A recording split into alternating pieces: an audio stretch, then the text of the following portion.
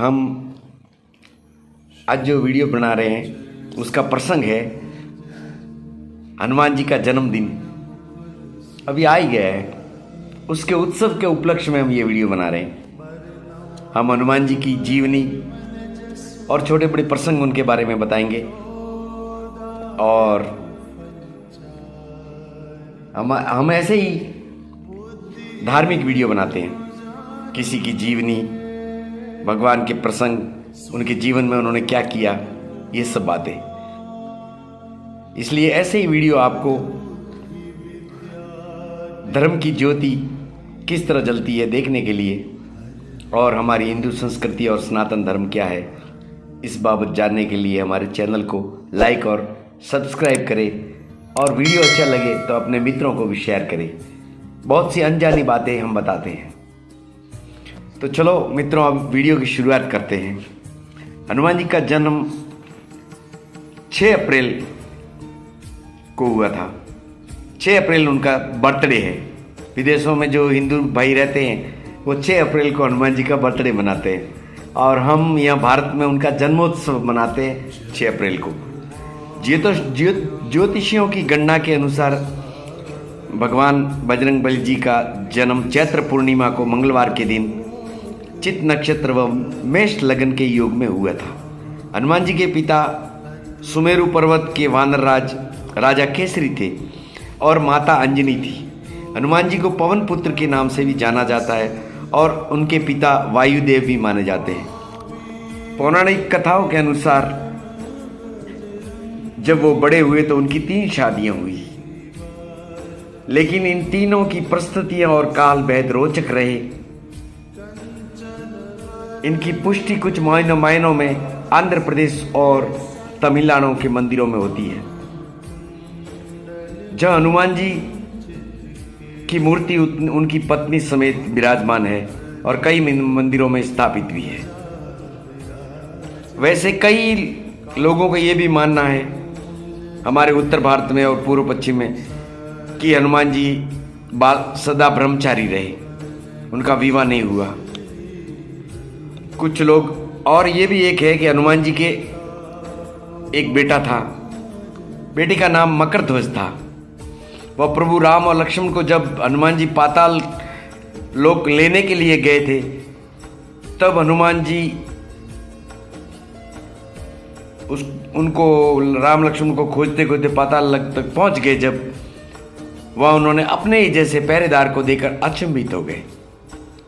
हूबहू उन्हीं के जैसे हनुमान जी की दूसरी कॉपी जैसे जेरोक्स निकाली हो, हनुमान जी की तरह ही दिखाई देने वाला। हनुमान जी ने पूछा कि तुम कौन हो, क्योंकि वो वहां का पहरेदार था और हनुमान जी को भीतर नहीं जाने दे रहा था जहां राम लक्ष्मण कैद थे।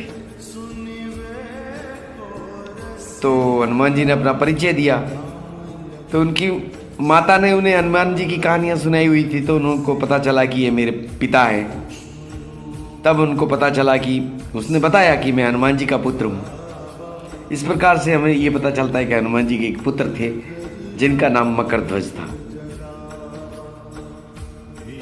और हनुमान जी का निवास स्थान भारत के तमिलनाडु जिले में रामेश्वरम के पास गंधमादन पर्वत पर कहा जाता है। वहाँ हनुमान जी आज भी रहते हैं।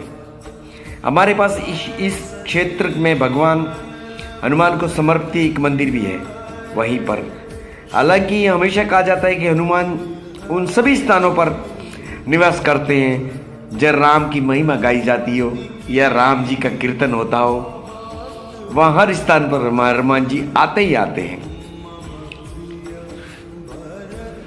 एक किंवदंती के अनुसार या सच भी हो, ऐसी कथा भी आती है। तो तुलसीदास जी ने बहुत परिश्रम किया राम मिलन के लिए। उनको राम मिलन की बड़ी प्यास थी और बड़ी प्रबल इच्छा थी, मगर बहुत खोज करने के बाद, बहुत तप करने के बाद भी राम जी के जब दर्शन नहीं हुए तो किसी ने बताया कि तुम दूषित जल आग पर चढ़ाओ तो तुम्हें कुछ न कुछ मिल ही जाएगा। तो उन्होंने 6 महीने तक दूषित जल चढ़ाया आग पर तो वो आंकड़े में से 6 महीने के बाद एक प्रेत प्रसन्न हो गया। उसने तुलसीदास जी को बताओ कि मुझे क्यों प्रसन्न किया है, क्यों प्रकट किया है। तो तुलसीदास जी का तुम कौन हो? तो उसने कहा मैं तो प्रेत हूँ। तो भाई मुझे तो राम जी के दर्शन करने हैं। उस प्रेत ने कहा मैं तो राम जी के दर्शन तो आपको करा नहीं सकता, वो प्रभु है, भगवान है, और मैं उनके सामने जा नहीं सकता, लेकिन मैं एक ऐसे आदमी को जानता हूँ वो तुम्हें राम जी के दर्शन करा सकता है। तो कहते हैं कि जब वो प्रेत चित्रकूट घाट पर जहाँ हनुमान राम कथा चलती थी, हनुमान जी वहाँ आकर सुनते थे, उस प्रेत ने दूर से बताया कि वो देखो एक इस पंडाल के कोने में जो बुढ़ा व्यक्ति बैठा है, वो रोज यहाँ आता है कथा सुनने, और उसकी मैं राम जी से भेंट होते देखता हूँ, वो आपको राम जी से के दर्शन करा सकता है। तो तुलसीदास जी ने जाकर हनुमान जी को पकड़ लिए, पैर पकड़े, छोड़ा ही नहीं। हनुमान जी ने कहा अरे भाई क्यों पकड़ा है, बुढ़े आदमी को छोड़। हनुमान जी ऐसे ही बेस करके आते थे, मगर उसने छोड़ा नहीं। तब हनुमान जी का बोलो क्या बात है, ठीक है नहीं छोड़ो। तो तब उसने कहा कि मुझे राम जी के दर्शन करने, और मैं जान गया हूँ आप हनुमान हैं। तो हनुमान ने उन्हें आशीष दी, ठीक है कि भाई तुम्हें राम के दर्शन हो जाएंगे। उसने कहा ऐसा नहीं, आप मुझे बताना पड़ेगा ये राम आए। तो हनुमान जी ने कहा राम जी यहाँ से आएंगे तो मैं तुम्हें दर्शन करा दूंगा। तो जब राम लक्ष्मण वहां से गुजरे एक दिन, तो हनुमान जी ने एक श्लोक कहा कि जब उनको हनुमान घिसने का काम दिया था कि तुम ये चंदन घिसते रहो, राम जी यहाँ आएंगे वो भी तिलक करके जाएंगे, तुम तिलक करोगे मैं बता दूंगा। जब राम लक्ष्मण आए और उनको तिलक लगाने लगे वो तुलसीदास जी, तब हनुमान जी ने कहा कि चित्रकूट के घाट पे भई संतन की भीड़, तुलसीदास चंदन घिसे तिलक करे रघुबीर।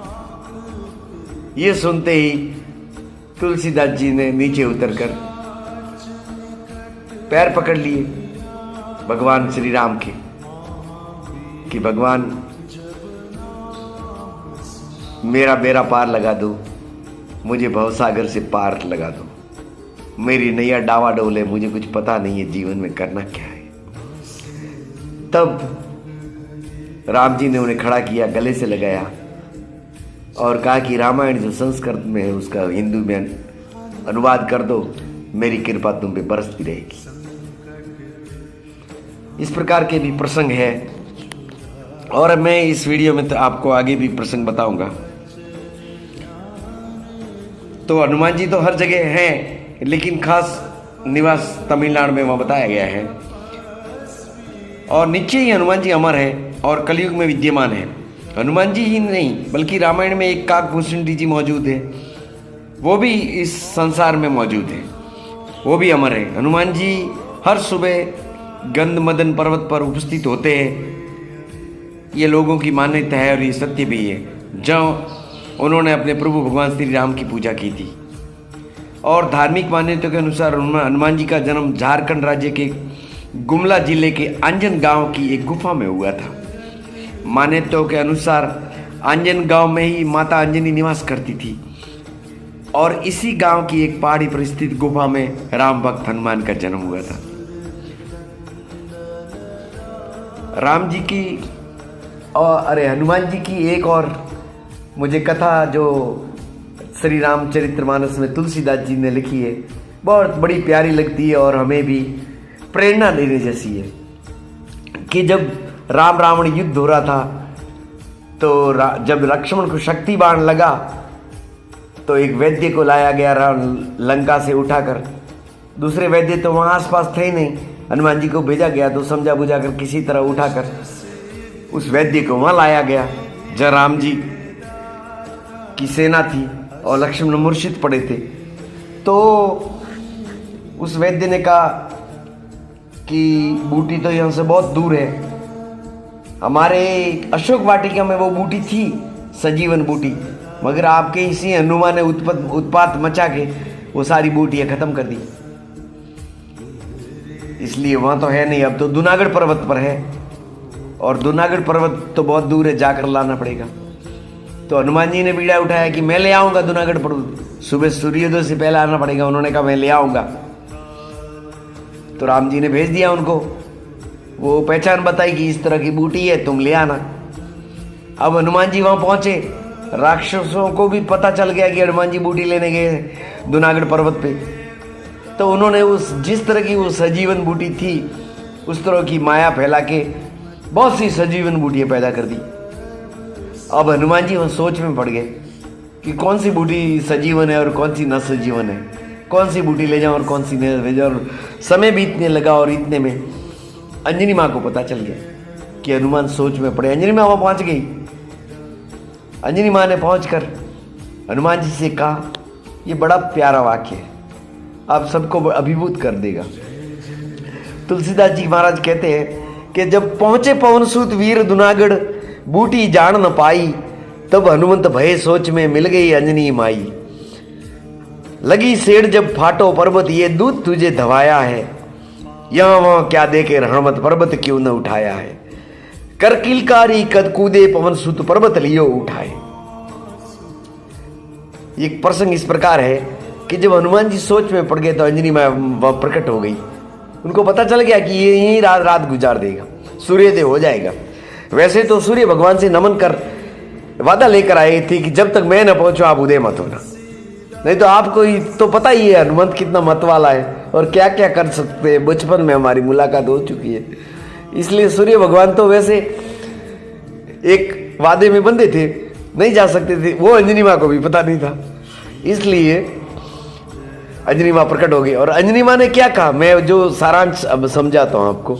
अंजनी माँ प्रकट हुई, उन्होंने कहा, तुलसीदास जी ने जिस प्रकार की, पहुंचे पवनसुत वीर जूनागढ़ पर्वत पर, जब वीर हनुमान पहुंचे और बूटी समझ न आई, तब हनुमान जी सोच में पड़ गए। तब हनुमंत भय सोच में मिल गई अंजनी माई। उन्होंने अपने थन से दूध की धार छोड़ी और पर्वत फट गया बीच में से। उन्होंने कहा, देख इस दूध की धार से ये पत्थर फट गया है, पत्थर की ये शिला फट गई है। लगी सेठ जब फाटो पर्वत, ये दूध पीकर तू बड़ा हुआ है, कितना शक्तिवान है तू, और यहां वह मुंह क्या फैला रहा है। अभी तक तो पर्वत उठा लिया होता, पर्वत क्यों नहीं उठाया। तब हनुमान जी को याद आया, अरे मैं तो इतना शक्तिमान हूं, अब तक क्यों सोच रहा था, ऐसा दूध पी के मैं बड़ा हुआ हूं। लगी सेठ जब फाटो पर्वत, ये दूध तुझे धवाया है, इधर उधर क्या देखे हनुमत पर्वत क्यों न उठाया। तब हनुमान जी ने हुक मारी और कर किलकारी कूदे पवन सुत पर्वत लियो उठाए, और वहां से पर्वत उठाकर ले आए। बीच में जो भरत जी ने उनके साथ कांड किया वो तो आप सब जानते ही हो। फिर भी किसी तरह सूर्योदय से पहले वो पहुंच गए लंका और लक्ष्मण जी की जान बच गई। ये थी हनुमान जी की कथा। आगे भी मित्रों हम इस प्रकार के वीडियो बनाते रहेंगे। तो जय श्री राम और हनुमान जी को हैप्पी बर्थडे।